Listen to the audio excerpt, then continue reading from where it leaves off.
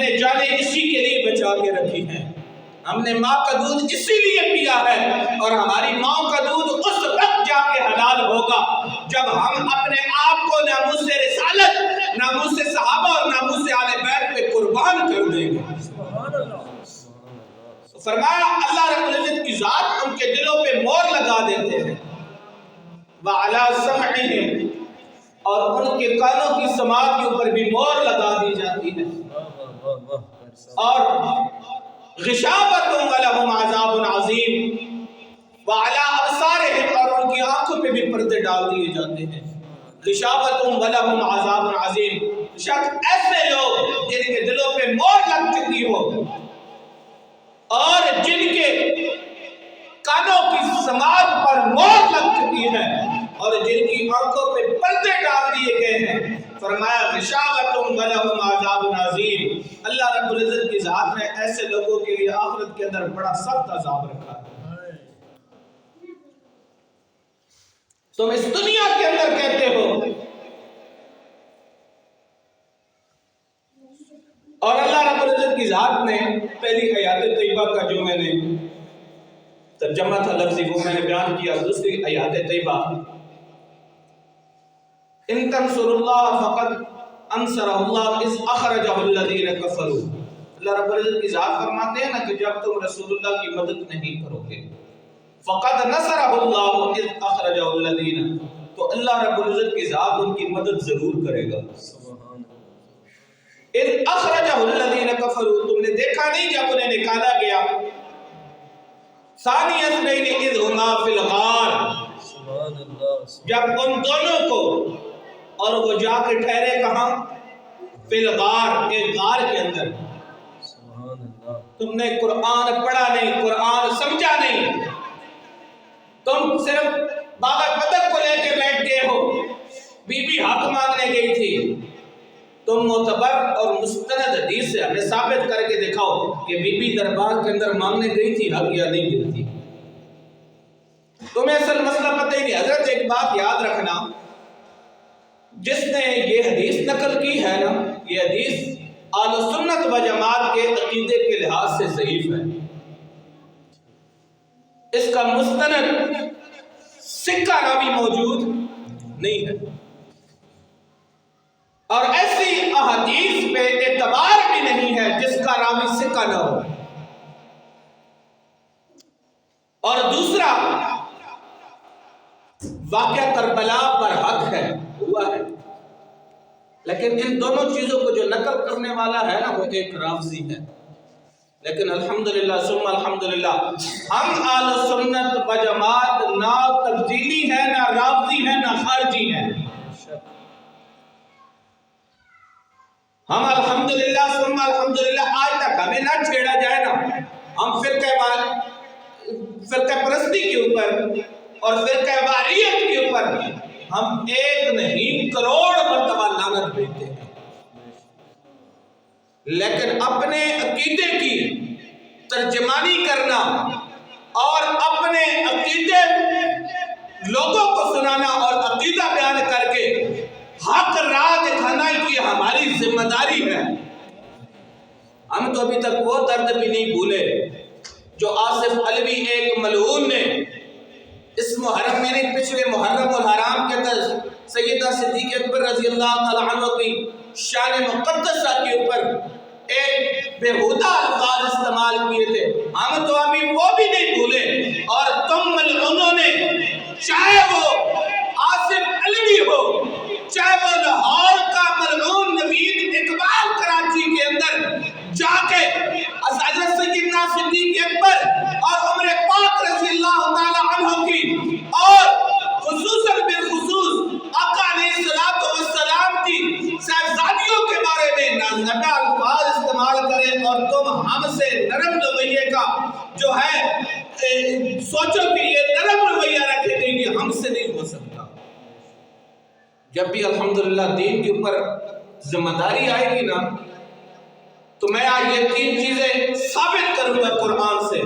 یوصیکم اللہ فی اولادکم للذکر مثل حظ الانثیین.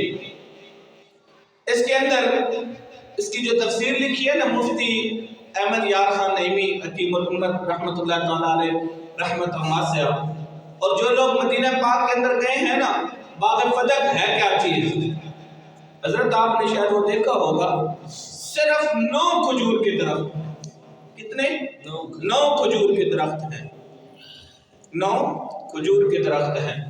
اور یہ اس وقت میرے آقا علیہ الصلوۃ والسلام نے جو ان باغ کی کھجوریں تھی نا، ان کو مختص کیا تھا کہ اس کی کھجوریں آل بیت اطہار کے گھر کے اندر جانی چاہیے.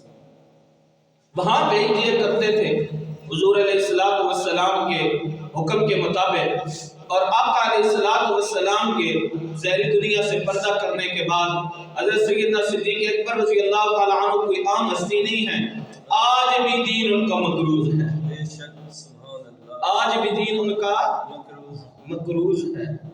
اور صدیق اکبر کے علاوہ کوئی ہستی ہمیں دکھاؤ کہ حضرت سیدنا صدیق اکبر رضی اللہ تعالیٰ عنہ کے علاوہ کس نے اپنا گھر کا سب کچھ تن من دھن آقا کی ذات اقدس پہ قربان کیا.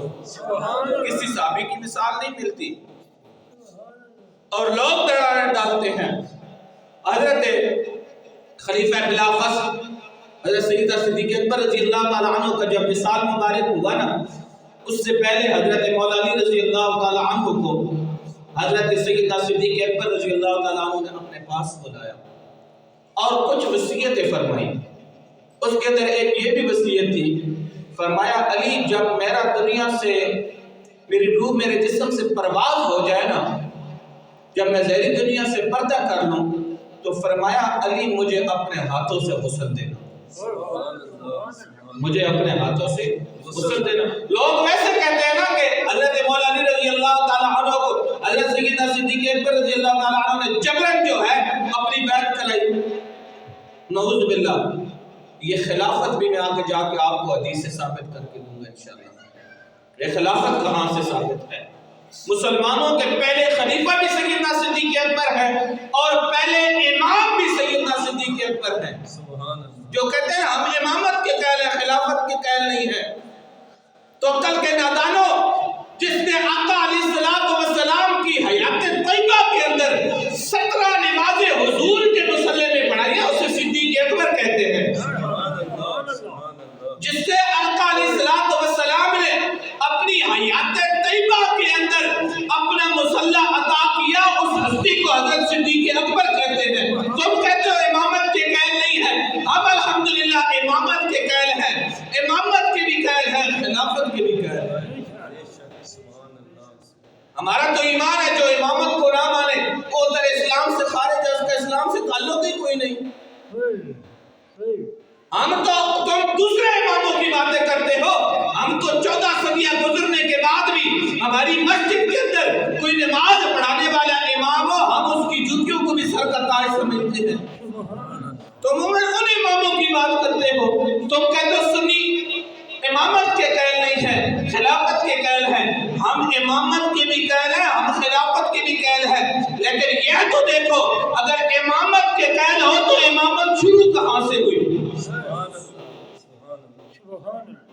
میرے آقا علیہ الصلوۃ والسلام سے زیادہ بھی علم کو کوئی جاننے والا تھا؟ میرے آقا علیہ الصلوۃ والسلام سے بھی نعوذ باللہ ثم نعوذ باللہ کوئی زیادہ سمجھدار تھا؟ میرے آقا علیہ الصلوۃ والسلام یہ نہیں جانتے تھے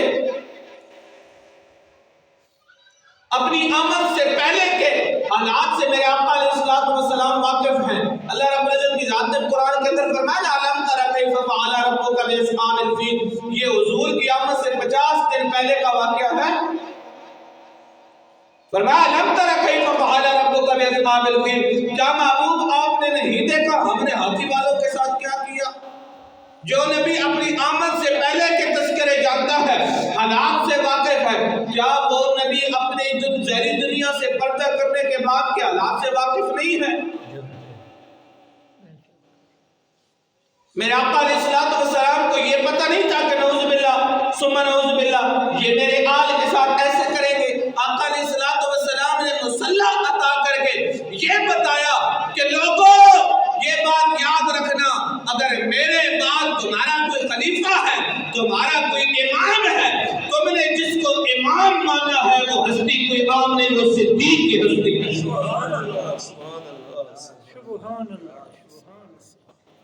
فرمایا صدیق کو ماننا ہے۔ حضرت ابو ہریرہ رضی اللہ تعالیٰ عنہ فرماتے ہیں نا کہ اگر آقا علیہ الصلوۃ والسلام کے ظاہری دنیا سے پردہ کرنے کے بعد اگر ہم میں صدیق نہ ہوتے نا، ہم میں سے کوئی بھی نہ بچتا، ہم میں سے کوئی بھی نہ بچتا۔ اور آقا علیہ الصلوۃ والسلام سے محبت اتنی تھی نا، آقا علیہ الصلوۃ والسلام سے عشق اتنا تھا۔ حضرت مولا علی رضی اللہ تعالیٰ عنہ حدیث کی راوی ہیں، آپ فرماتے ہیں کہ میں نے اکثر دیکھا ہے حضرت سیدنا صدیق اکبر رضی اللہ تعالیٰ عنہ کو دور خلافت کے اندر۔ آپ فرماتے ہیں کہ آقا جب بھی میں نے صدیق کو دیکھا ہے نا، صدیق کے اندر سے جلنے کی بو آیا کرتی تھی،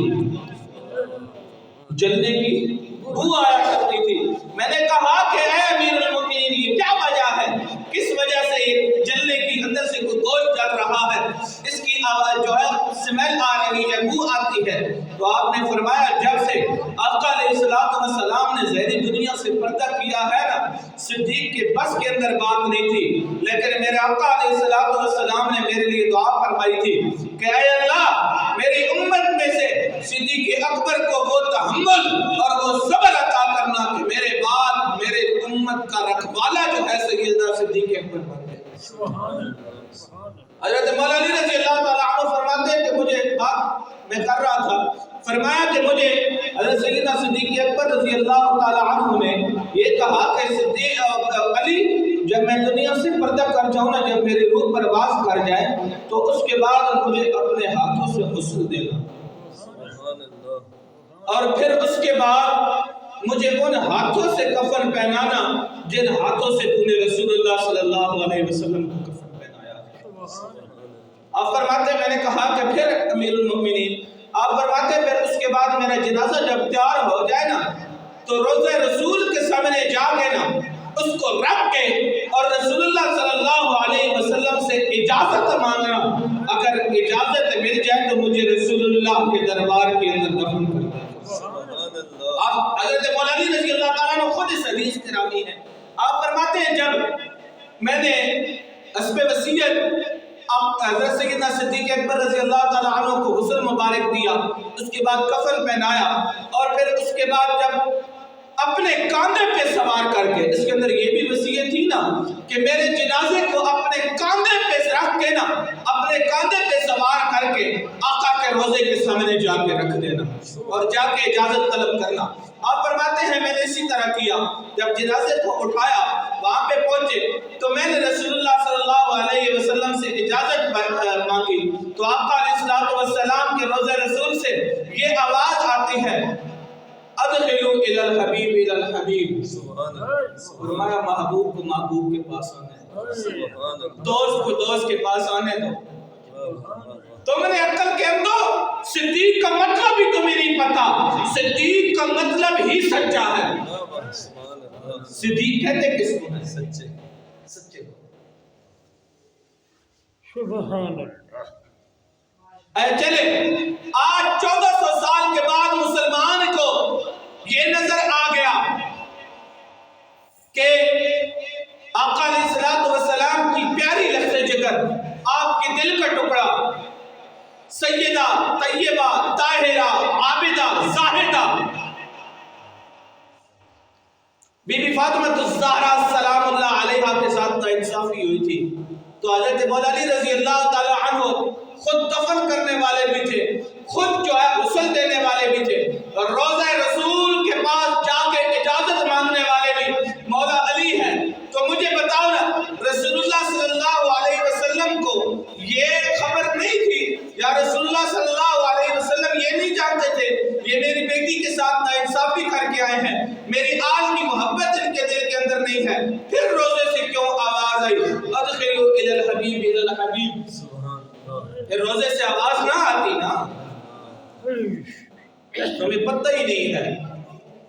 اور آپ کی فضیلت کے کیا کہنے، حضرت عمر فاروق رضی اللہ تعالیٰ عنہ کے دور خلافت کے اندر ایک شخص نے کہا نا کہ عمر فاروق رضی اللہ تعالیٰ عنہ جو ہے وہ حضرت سیدنا صدیق اکبر رضی اللہ تعالیٰ عنہ سے افضل ہے، افضل ہے۔ جب سیدنا صدیق حضرت عمر فاروق رضی اللہ تعالیٰ عنہ کے پاس یہ بات پہنچی نا، تو حضرت عمر فاروق رضی اللہ تعالیٰ عنہ نے خطبہ دیا، فرمایا میرے تک یہ بات پہنچی ہے، تم کہتے ہو کہ سیدنا صدیق اکبر رضی اللہ تعالیٰ عنہ سے عمر فاروق افضل ہے۔ رب کعبہ کی قسم، اگر عمر فاروق کا سارا خاندان بروز قیامت تک بھی سجدے کے اندر پڑا رہے نا، تو صدیق کی اس رات کا بھی جو ہے برابر نہیں ہے جو اس نے آقا علیہ السلام کے ساتھ 3 راتیں غارِ حرا کے اندر گزاری ہے۔ عمر کا اگر سارا خاندان، سارا قبیلہ بھی بروز قیامت تک اللہ اللہ کرتے کرتے سجدے کے اندر گزارتے ساری زندگی، پھر بھی صدیق اکبر کی وہ ایک رات اس سے افضل ہے، وہ ایک رات افضل ہے۔ اور سیدنا صدیق اکبر رضی اللہ تعالی عنہ نے آقا علیہ السلام پر اپنا تن من دھن سب کچھ قربان کر دیا، اور اللہ رب العزت کی ذات نے پھر مقام بھی وہ عطا کیا کہ اللہ رب العزت کی ذات نے قرآن کے اندر فرمایا۔ اور جب حضرت سیدنا صدیق اکبر رضی اللہ تعالی عنہ کا ایک موقع وہ بھی آیا نا، جب اللہ رب العزت کے حکم پر اللہ رب العزت کی ذات نے وہ نوریوں کو بھی وہ لباس پہنایا جو صدیق اکبر کا لباس تھا۔ نوریوں کو بھی اللہ رب العزت کی ذات نے وہ لباس پہنایا، اور آپ کا عشق اور آپ کی محبت رسول اللہ صلی اللہ علیہ وسلم سے اتنی تھی نا، جب آقا علیہ السلام معراج کی رات آئے نا، تو پھر اس کے بعد صحابہ اکرام بیٹھے، تو آقا علیہ السلام نے پوچھا، آقا علیہ السلام نے معراج کا ذکر شروع کیا نا، تو اس نے آقا علیہ السلام بیان کرتے جا رہے ہیں، صحابہ اکرام سن کر لطف اندوز ہوتے جا رہے ہیں۔ آقا علیہ السلام سے پوچھتے ہیں حضرت سیدنا صدیق اکبر رضی اللہ تعالیٰ عنہ، یا رسول اللہ یہاں سے کہاں گئے تھے؟ فرمایا مسجد حرام۔ فرمایا مسجد حرام سے آگے کہاں گئے تھے؟ فرمایا مسجد اقصی۔ فرمایا یا رسول اللہ اور کون ساتھ تھا؟ فرمایا صدیق میرے دروازے، صدیق جبرائیل میرے دروازے پر آئے، انہوں نے اللہ کا پیغام دیا، پھر مجھے لے کر مسجد حرام سے مسجد اقصی پہنچے۔ پھر مسجد اقصی میں کیا ہوا؟ یا رسول اللہ صلی اللہ علیہ وسلم اپنی زبان مبارک سے بیان فرمائیے۔ حضرت سیدنا صدیق اکبر سنتے جا رہے ہیں، میرے آقا بیان کرتے جا رہے ہیں۔ فرمایا مسجد حرام سے مسجد اقصی میں پہنچا نا، مسجد اقصی کے اندر میں نے وہ چہرے بھی دیکھے جو پہلے کبھی نہیں دیکھے تھے۔ فرمایا حضرت آدم سے لے کے عیسیٰ تک سارے انبیاء موجود تھے، صفے باندھ کے کھڑے تھے۔ پھر میں نے وہاں پہ جماعت کرائی، اس کے اندر ابراہیم علیہ السلام بھی تھے، آدم سے لے کے عیسیٰ تک سارے انبیاء نے میری ابتدا کے اندر نماز ادا کی ہے۔ یا رسول اللہ پھر کیا ہوا؟ پھر فرمایا میں جبرائیل میرے ساتھ تھے، پھر میں پہلے آسمان پہ پہنچا، پھر دوسرے آسمان پہ، پھر تیسرے پہ، کرتے کرتے اس کے بعد فرمایا یا رسول اللہ اس کے بعد کہاں پہنچے؟ فرمایا کہ اس کے بعد صدیق ہم سدرۃ المنتہا پہ پہنچے۔ فرمایا یا رسول اللہ جبرائیل ساتھ تھے؟ فرمایا یا رسول اللہ صدیق ساتھ تھے۔ فرمایا یا رسول اللہ پھر کیا ہوا؟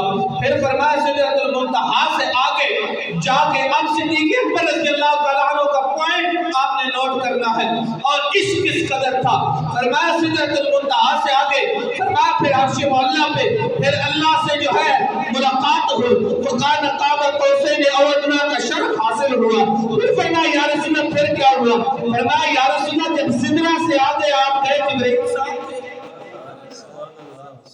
میرے آقا علیہ السلام خاموش ہوئے۔ فرمایا یا رسول اللہ بیان کیجئے۔ آپ یہاں سے مسجد حرام سے مسجد اقصی پہنچے، پھر مسجد اقصی میں آپ نے امامت انبیاء کی فرمائی، پھر جو ہے پہلے آسمان سے دوسرے تیسرے چوتھے پانچویں چھٹے، پھر اس کے بعد سدرۃ المنتہا پہ پہنچے، جبرائیل ساتھ تھے۔ سدرۃ المنتہا سے آگے کیا تھا؟ فرمایا جبرائیل رک گئے تھے، جبرائیل رک گئے تھے۔ کہا رک کیوں گئے تھے یا رسول اللہ بیان کیجئے، رک کیوں گئے تھے؟ فرمایا جبرائیل نے وہاں پہنچ کے کہا نا کہ اگر یا رسول اللہ ایک بال بھی سدرۃ المنتہا سے آگے گیا نا، فلما تجلی ربہ للجبل جعلہ دکا وخر موسیٰ صاعقا، تو اللہ رب العزت کی تجلیات کو میں جبرائیل برداشت نہیں کر سکتا، جل کر راک ہو جاؤں گا۔ حضرت سیدنا صدیق اکبر رضی اللہ تعالیٰ عنہ نے جو حضور کے عشق کے اندر جملہ ارشاد فرمایا، رب کعبہ کی قسم سونے کے پانی کے ساتھ لکھنے کے الفاظ ہیں، آپ نے فرمایا یا رسول اللہ وہ جبرائیل تھا، یا رسول اللہ وہ جبرائیل تھا جو اس ڈر سے آپ کا سفر چھوڑ گیا کہ چل کے راک ہو جاؤں گا۔ رب کعبہ کی قسم اگر اس سفر کے اندر صدیق ساتھ ہوتا نا، وہ آپ کو تنہا نہ چھوڑتا، اگر چل کے راک بھی ہو جاتا، اگر جل کے راک ہو جاتا تو ہو جاتا، لیکن آپ کا ساتھ نہ چھوڑنا چھوڑتا۔ تو اللہ سیدنا صدیق اکبر رضی اللہ تعالیٰ عنہ کا یہ عشق ہے۔ ایسے لونڈوں کی باتوں سے ڈرا نہ کرے، ایسی باتوں سے ہمیں فرق بھی نہیں پڑتا۔ تمہارے ابا و اجداد حضرت سیدنا صدیق اکبر اور حضرت عمر فاروق اور صحابہ کرام کی شان اقدس کے اندر بک بک کرتے چلے گئے ہیں، کیا ہو گیا ہے؟ جن کی عزتیں، جن کو عزت میرا رب عطا کرے نا، ان کی عزتوں کو کبھی کوئی مٹا نہیں کر سکتا، اور انہیں اللہ رب العزت کی ذات نے عزتیں عطا کی ہیں، انہیں اللہ رب العزت کی ذات نے فضیلتیں عطا کی ہیں۔ تمہیں کیا پتا ہے صدیق کہتے کس کو ہیں؟ تمہیں کیا پتا ہے فاروق اعظم کہتے کس کو ہیں؟ تمہیں کیا پتا ہے آل بیت اطہار کہتے کس کو ہیں؟ حضرت نے بات کی تھی، میں آخری 5-7 منٹ کے اندر بات کو جو ہے ختم کرنے کے انشاءاللہ ختم کر دوں گا۔ تو آپ نے فرمایا کہ حضور علیہ السلام کی آل و سنت و جماعت کے عقیدے کے لحاظ سے 4 بیٹیاں تھیں۔ الحمدللہ، کیونکہ قرآن مجید فرقان حمید کی آیات طیبہ ہے، یا ایھا النبی قل لازواجک و بناتک و نساء المؤمنین یدنین علیہن من جلابیبہن۔ قرآن مجید کی اس آیات کے اندر اللہ رب العزت کی ذات نے فرمایا، یا ایھا النبی، اے نبی کہہ دیجئے، قل لازواجک، اپنی ازواج سے، و بناتک، اور اپنی بیٹیوں سے، جمع کا صیغہ ہے۔ اگر حضور علیہ السلام کو اللہ رب العزت کی ذات نے ایک بیٹی عطا کی تھی، الحمدللہ ثم الحمدللہ، ہم اس چیز کے بھی قائل ہیں جس کے دل کے اندر بی بی فاطمہ الزہرا سلام اللہ علیہا کی حیا نہیں ہے نا، اس کا ایمان قابل قبول نہیں ہے۔ یہ بھی ہمارا عقیدہ ہے، اور الحمدللہ جو بی بی فاطمہ الزہرا سلام اللہ علیہا کی شان کے اندر بک بک کرے یا ان کا دشمن ہو، وہ ہمارا دشمن ہے۔ ہماری اگر دشمنیاں بھی ہے نا، رسول اللہ صلی اللہ علیہ وسلم کی وجہ سے ہیں، اصحاب کی وجہ سے ہیں، اور آل بیت اطہار کی وجہ سے ہیں، لیکن اگر ہماری دوستیاں ہیں نا، پھر بھی انہی ہستیوں کی وجہ سے ہیں، ہمارے ذاتی کسی سے کوئی انا نہیں ہے۔ میں نے پہلے کہا نا، فرقہ واریت میں آپ ایک مرتبہ بھیجتے ہو، ہم کروڑ مرتبہ لعنت بھیجتے ہیں، ہم فرقہ واریت والی بات نہیں کرتے، لیکن یہ جمع کا صیغہ ہے، وَبَنَاتِكَ، یہ جمع کا صیغہ ہے۔ اگر حضور علیہ السلام کی ایک پاک بیٹی تھی تو پھر اللہ رب العزت کی ذات نے قرآن کے اندر جمع کا صیغہ کیوں ارشاد فرمایا؟ نعوذ باللہ ثم نعوذ باللہ، ہم قرآن کا انکار تو نہیں کر سکتے۔ اب سنیے، آقا علیہ السلام کا پہلا نکاح حضرت ام المؤمنین امی خدیجہ الکبریٰ رضی اللہ تعالی عنہا سے ہوا۔ کس سے ہوا؟ کون سی؟ ام المؤمنین کا نام لیجیے، خدیجہ الکبریٰ رضی اللہ تعالی عنہا۔ اس وقت حضور علیہ السلام کی عمر مبارک 25 برس کی تھی۔ کتنی تھی؟ 25 برس کی۔ اور ام المؤمنین امی خدیجہ الکبریٰ رضی اللہ تعالی عنہا، آپ کی عمر مبارک تھی 40 برس کی۔ حضور علیہ السلام کی جب عمر مبارک 29 برس کی ہوئی نا، تو پھر حضور علیہ السلام کی ام المؤمنین امی خدیجہ الکبریٰ رضی اللہ تعالی عنہا سے پہلی بیٹی دنیا کے اندر ان کا ظہور ہوا، جنہیں بی بی زینب سلام اللہ علیہا کے نام سے یاد کیا جاتا ہے۔ جب آپ کی عمر مبارک، حضور علیہ السلام کی عمر مبارک، یہ یاد رکھیے گا، اعلان نبوت سے پہلے آپ کی چاروں بیٹیوں کو اللہ رب العزت کی ذات نے اس زہری دنیا کے اندر بھیجا۔ جب آپ کی عمر مبارک 32 برس کی ہوئی نا، تو آپ علیہ السلام کے گھر کے اندر دوسری بیٹی حضرت بی بی رقیہ رضی اللہ سلام اللہ علیہا کا ظہور ہوا. 2 بیٹیاں ہو گئی.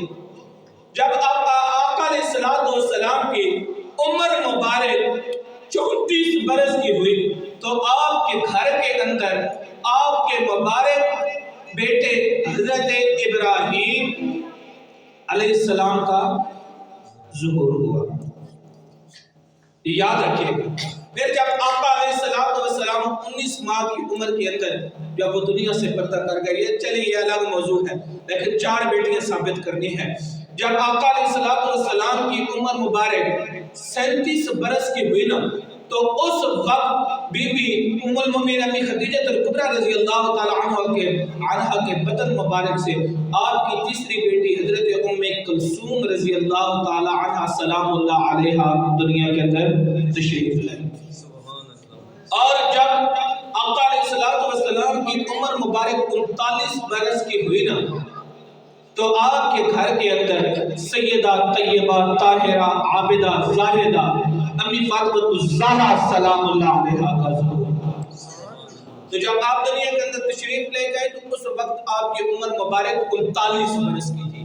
اعلان نبوت سے 1 سال پہلے حضرت بی بی زینب سلام اللہ علیہا کا نکاح آپ کے خالہ زاد بھائی جو حضرت ام المؤمنین خدیجہ الکبریٰ رضی اللہ تعالی عنہا کے بیٹ تھی ان کے بیٹے سے حضرت ابو العاص سے آپ کا نکاح ہوا.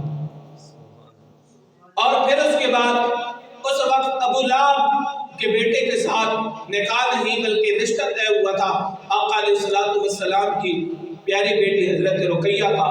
اور اس کے بعد حضرت ابو لہب اور عتبہ شیبہ کے بیٹوں میں سے ایک بیٹے تھی. ان دونوں میں سے اب میرے ذہن کے اندر نہیں ہے لیکن ان کے بیٹوں میں سے ایک کی حضرت ام کلثوم رضی اللہ سلام اللہ علیہا کا بات ہوئی تھی کہ رشتے کی. لیکن جب آقا علیہ السلام نے اعلان نبوت فرمایا نا تو پھر اس کے بعد انہوں نے آقا علیہ السلام کی مبارک بیٹیوں کو اچھا یہ بھی لوگوں کے اندر یہ بھی نظریہ پھیلایا جاتا ہے نا کہ نعوذ باللہ ثم نعوذ باللہ انہیں طلاق ہو گئی تھی.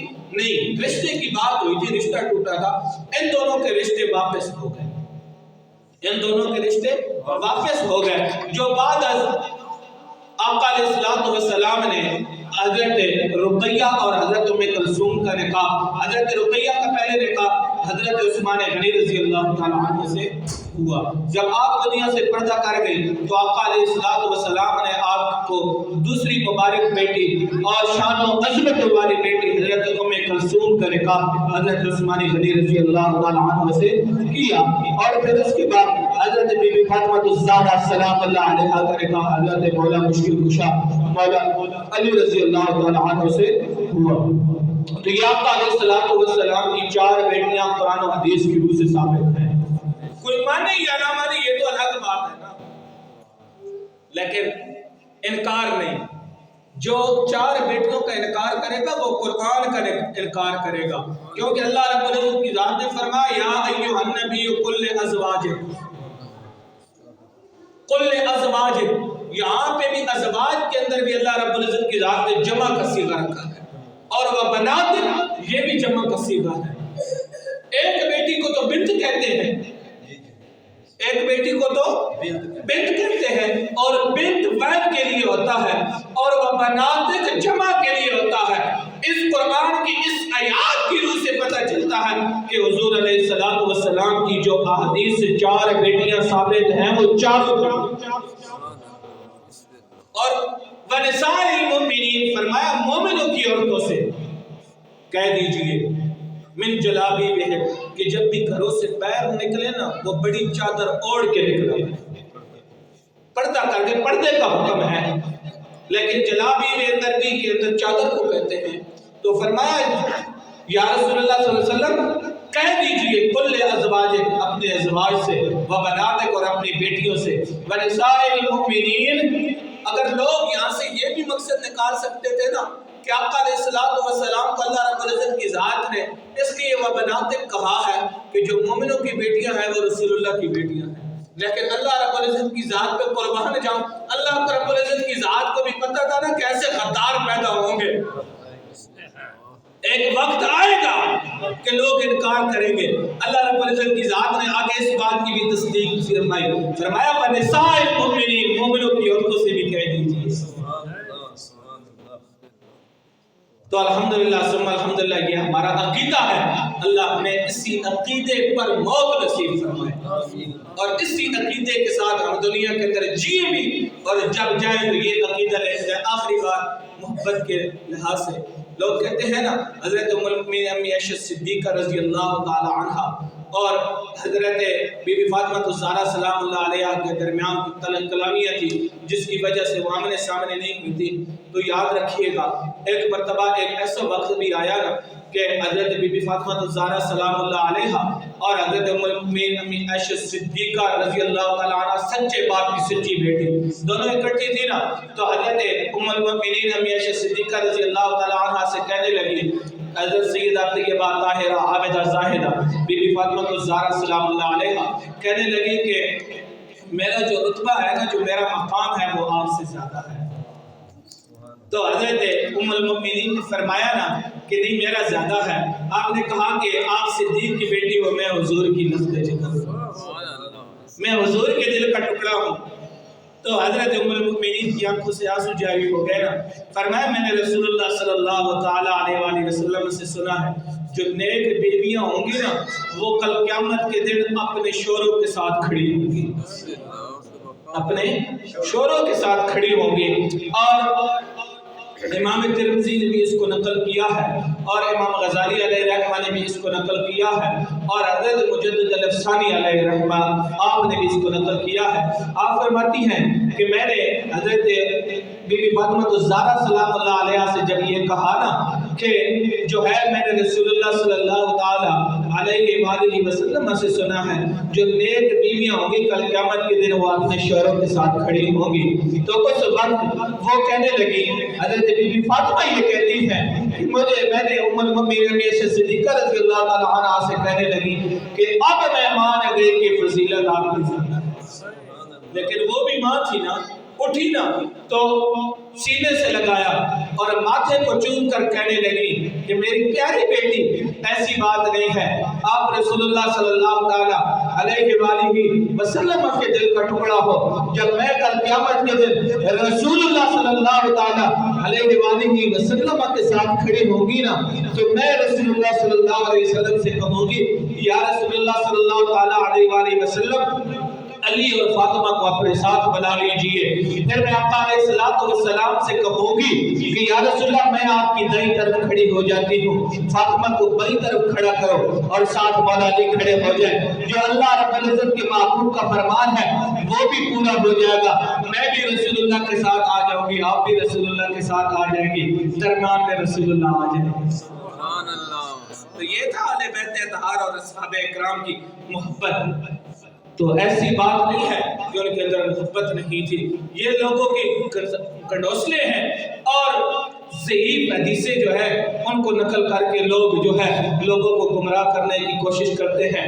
دیکھ لیا کرے جو خود باشرہ نہ ہو، جس کے چہرے پہ سنت مصطفیٰ نہ ہو، جس کے آنکھ کے اندر حیا نہ ہو، جس کا دل صاف نہ ہو، جو 50 اور لاکھ 50 ہزار لاکھ روپے لے کے تقریریں کرتا ہو، وہ آپ کو آگ لگا کے چلا جائے نا ان کی باتوں پہ، سب سے پہلے اس کے دل کے اندر سے سچی بات نکلے گی جس کے چہرے پہ سنت مصطفیٰ ہو، جس کی آنکھ کے اندر حیا ہوگی، جس کو یہ نہیں پتا، جس کا چہرہ ہی سنت کے مطابق نہیں ہے، اس نے آپ کو سنت کیا بتانی ہے۔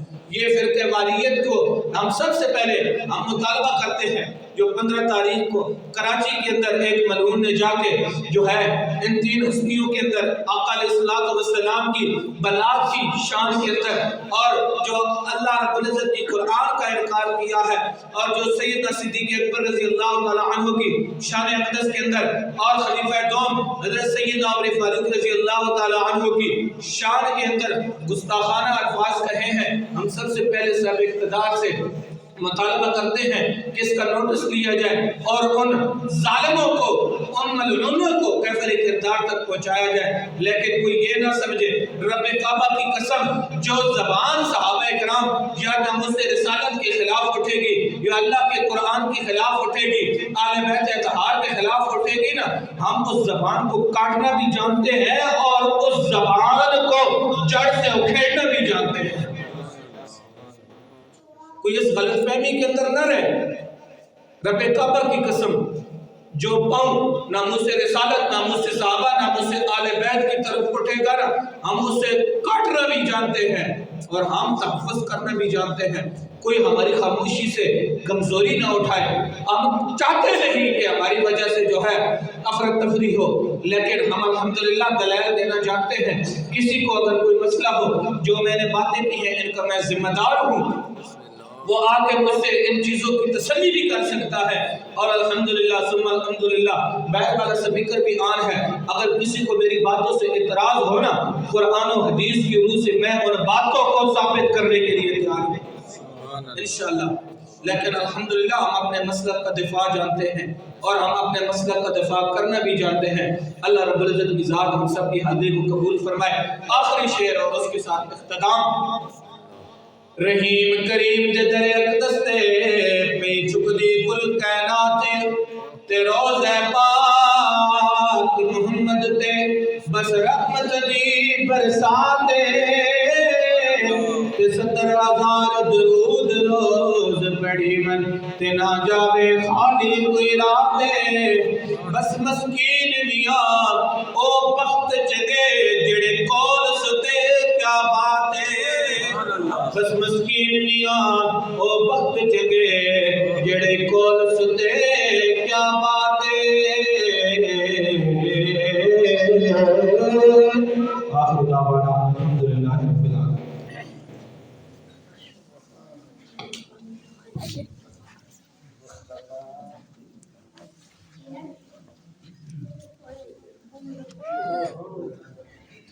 اپنی تصویر چیک کرنا